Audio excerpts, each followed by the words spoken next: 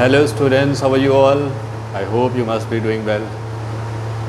So today I am going to explain a very beautiful poem from class 12th.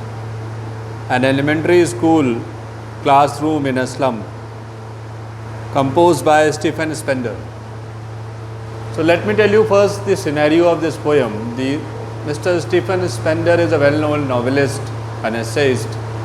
He's got a chance to visit a school in a slum area, and whatever he could see out there was very distressful, something really painful for him, to see the condition of the student, to see the condition of the school and condition of the slum.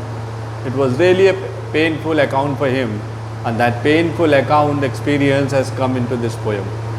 Being as an essayist and novelist, he has written this poem in a free verse style, no rhyme whatsoever, almost like it looks like a prose or something written in prose style, not a poetry at all, but it is considered as poem because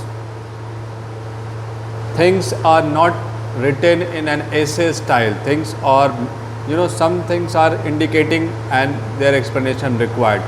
Once the indication language is used, it can be termed as poem.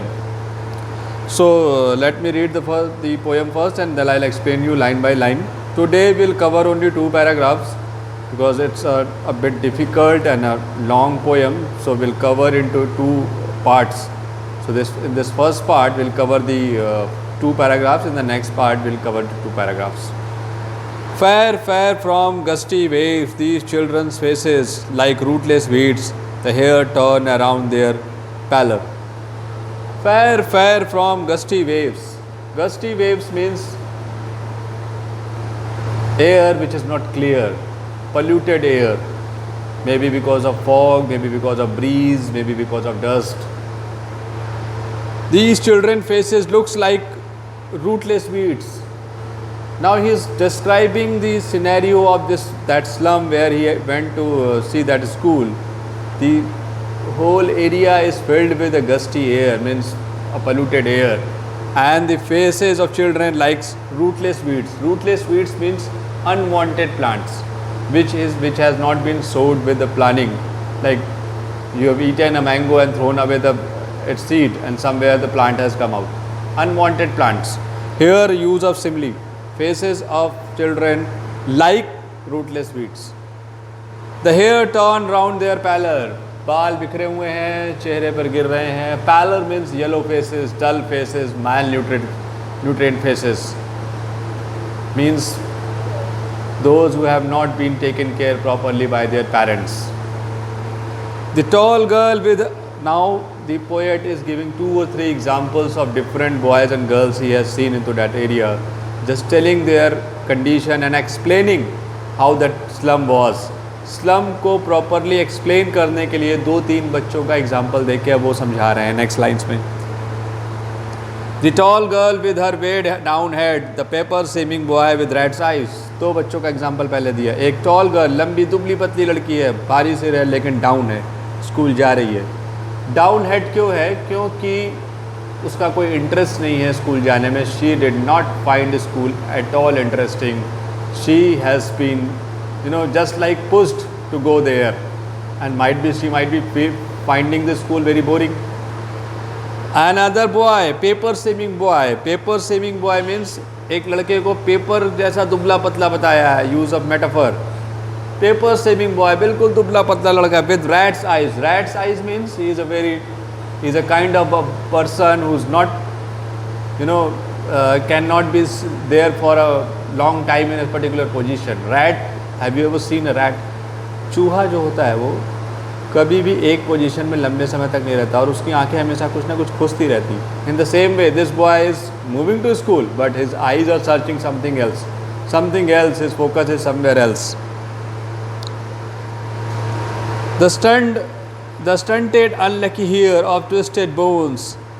The stunted unlucky hair of twisted bones means an unfortunate boy who's got some disease of twisted bones, जिनकी हड्डियाँ घूम जाती हैं, polio जैसी कोई बीमारी है उसे. Reciting a father's general disease, और उसे ये कहाँ से मिली है? अपने पेरेंट्स से मिली है। यानी स्लम को और डिटेल में समझा रहे हैं कि वहाँ रहने वाले बच्चे ज़्यादातर जेनेटिक डिसीज़ेज से पीड़ित हैं। उनको अपने परिवार से खाने पीने को तो प्रॉपरली नहीं मिला है, प्यार नहीं मिला, केयर नहीं मिला, मगर डिसीज़ेज मिली हुई हैं। His lesson from his desk at back of the dim class, one unnoted, sweet and young, his eyes live in a dream. अब वो लड़का धीरे धीरे सबसे लास्ट में क्लास में पहुंचता है. So he has been asked to sit there.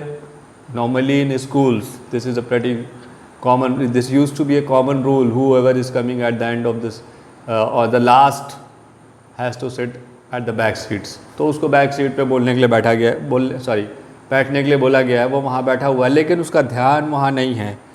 His eyes live in a dream. वो कहीं दूसरी दुनिया में खोया है। पढ़ाई क्या हो रही है उसे कोई मतलब नहीं, not interested at all.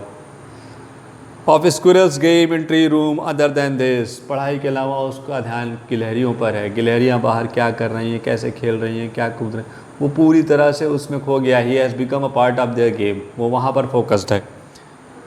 अब वो नेक्स्ट स्टेंजा में आपको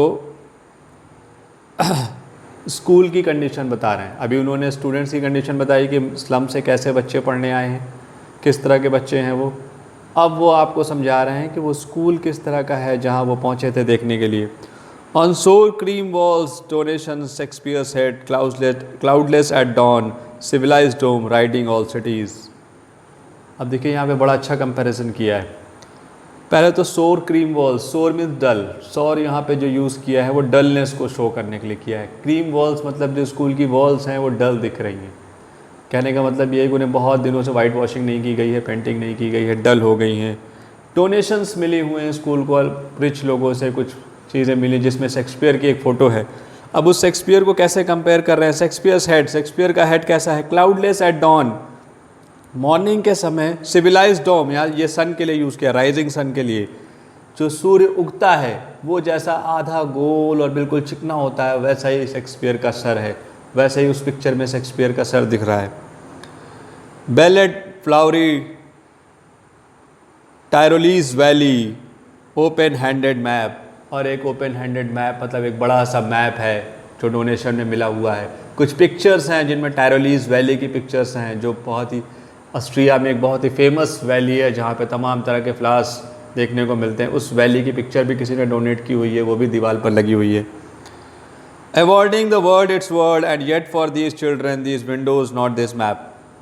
अब वो जो मैप लगा हुआ है वो उनको ये बताने के लिए लगा हुआ है कि this is the world, these are the 7 continents, these are the ocean, this is the country where you live in, this is the district where you live in. ये उनको बताने के लिए लगा हुआ है। But for those children it hardly matters, they are not interested at all into the map. Reason, they have never been given a chance to get out of that slum. उस slum से बाहर जाके उन्होंने कभी कुछ देखा ही नहीं, तो उनको इंटरेस्ट भी नहीं मैप में। जैसे अगर आप कभी लखनऊ गए हैं तो अगर आप यूपी का मैप देखते हैं तो आपका इंटरेस्ट होगा लखनऊ के आसपास कौन कौन सी चीज़ें हैं, कौन कौन से डिस्ट्रिक्ट हैं, या कौन सी और जगह हैं जहाँ मैं जा सकता हूँ। लेकिन आप दुनिया में कभी घर से बाहर निकले ही नहीं तो आपका इंटरेस्ट भी मैप में नहीं होगा कि मैप होता क्या है। तो they are not aware of it, they are not interested at all into the map.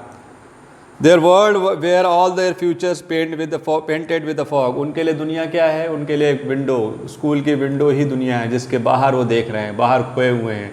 वही एकमात्र ऐसा ज़रिया है जहाँ वो थोड़ा सा दुनिया को बाहर देखते हैं। और वहाँ उन्हें दिखता क्या है? Where all their futures painted with the fog, जहाँ उनका पूरा फ्यूचर एक फॉग से पेंटेड है, मतलब क्लियर नहीं है, नॉट क्लियर। फॉग में क्या होता है? Whenever there is a fog we can not see a long distance ना। तो बस उनका भी ये कोई लॉन्ग टर्म प्लानिंग नहीं है, फ्यूचर कहीं क्लियर नहीं है, बिल्कुल अनसर्टेन डार्क फ्यूचर है, वही वो देख पा रहे हैं। कहने का मतलब राइटर ये कह रहा है कि यहाँ पे जितने भी बच्चे हैं वो एजुकेशन लेने तो ज़रूर आए हैं, मगर उनके पास कोई फ्यूचर नहीं है, कोई प्लानिंग नहीं है, कोई ऐसी सोच नहीं है जिसको ले करके वो स्कूल आए। ज़बरदस्ती स्कूल में पढ़ रहे हैं वो। A narrow street sealed with a lead sky, far from rivers, caves and stars of the world. और उन्हें क्या दिखता है? एक पतली सी गली जो किसी sky, sealed with the sky means आगे जा कर के वो बंद हो गई है। जैसे हम कभी देखते हैं तो थोड़ी दूर पे जैसे लगता है धरती और आसमान मिल रहे हैं, आगे कोई स्पेस नहीं है, बस वैसा ही है। वो खिड़की के बाहर देख रहे हैं मगर उन्हें दुनिया थोड़ी दूर के लिए दिखती है, उसके बाद एक बिल्कुल फुल स्टॉप है। कहने का मतलब ये है कि उनकी लाइफ को, वो अपनी लाइफ को, they can not see their life's out of the slum. उन्हें भी ये लग रहा है कि उनकी लाइफ भी अब स्लम में ही गुजरेगी, आगे उन्हें भी यहीं रहना है. That's why they are not taking studies seriously. Last line में जिन्होंने कहा far from rivers capes and stars of the words, यहाँ पे रिवर्स का केप्स का जो यूज़ किया है ये नेचुरल फिनोमेना है. रिवर्स नदियाँ होती हैं. Keeps is a kind of island, semi island कह सकते हैं, विच इज़ जस्ट एक ऐसा ज़मीन का टुकड़ा है जो बस नदी से या समुद्र से थोड़ा सा अलग हो गया है. That is keeps. And stars of the words, इनका कंपैरिजन उन्होंने किससे किया है? वर्ड्स यानी अक्षर. यानी कि उनका कहने का मतलब ये है कि नेचुरल फेनोमेना का एग्जांपल देकर उन्होंने समझाने की कोशिश की है कि किताबों से, किताबी दुनिया से उनका कोई वास्ता नहीं है, कोई इंटरेस्ट उनका नहीं है. They have no interest at all in the studies. They are there only for the sake of being in school, because उनके पास ड्रीम्स नहीं है, सपने नहीं हैं, सोच नहीं है आगे बढ़ने की. जब तक आपके पास सपने नहीं होंगे, सोच नहीं होगी आगे बढ़ने की, तो स्टडीज़ आपके लिए कोई मायने नहीं रखती. बिल्कुल वही हाल इन बच्चों का है. अच्छा, so these 2 paragraphs I have explained it. Now let me see the difficult words. I think I have given you almost every difficult word. First paragraph में जो भी फिगर्स ऑफ स्पीच का यूज़ हुआ मैंने आपको बता दिया है. सेकेंड पैराग्राफ में मेटाफर का 2 जगह यूज़ हुआ है. एक तो जब उन्होंने वॉल्स को कंपेयर किया है डल एज सोर क्रीम, तो वहाँ पे मेटाफर का यूज़ हुआ है. वॉल्स को कंपेयर किया है, वॉल्स को एक तरह से बताया है कि बिल्कुल डल है वो. The future of the kids described as limited, और जहाँ पे future of the kids line है जहाँ पे उसे बताया है कि पेंटेड विद द फॉग, वहाँ पर भी मेटाफर का यूज़ किया है. फ्यूचर को एक फॉग से पेंटेड कंपेयर कर दिया है, तो वहाँ पर भी मेटाफर का यूज़ हुआ है. तो फॉग ये फिगर्स ऑफ स्पीच मैं इसमें देख सकता हूँ. So I could, whatever I could, I have explained to you. From my side is nothing, but still, if you find anything difficult in these 2 paragraphs, any difficult word or any difficult line you wanted to get the explanation, you can put in the comment box. I'll reply back to you. At last, thank you very much for watching this channel, and my sincere request to you all to please share, like, and subscribe my channel. Please share this video along with your friends and colleagues and batchmates. Thank you so much for being with me. In the next episode, I'll cover this next 2 stanzas and finish this poem. Thank you so much.